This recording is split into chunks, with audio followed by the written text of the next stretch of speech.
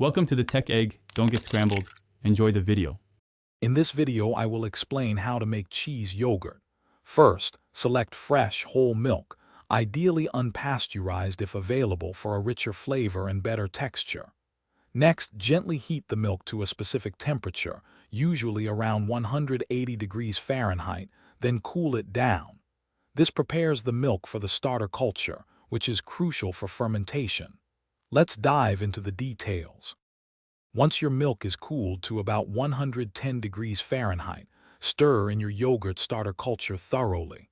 Cover the mixture and let it ferment in a warm spot for 6 to 8 hours, or until it sets firmly. After fermentation, gently warm the yogurt again and add a small amount of rennet. This enzyme will help separate the curds from the whey, forming the cheese base. If you're enjoying this video and learning something new, please hit that like button and subscribe for more great content. On another note, for all your reading needs, check out the new Kindle Paperwhite.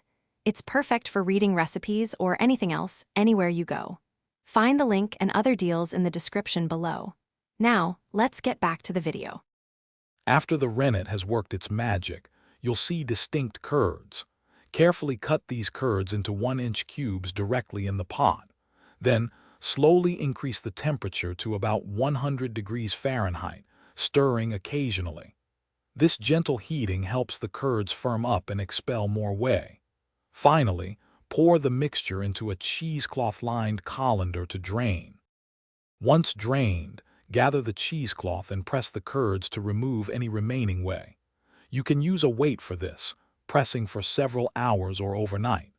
Now, it's time to season your cheese yogurt. Mix in a half teaspoon of salt per pound of cheese, along with any herbs or spices you prefer. Store it in an airtight container in the refrigerator. Thanks for watching. Consider subscribing if I helped unscramble your problems.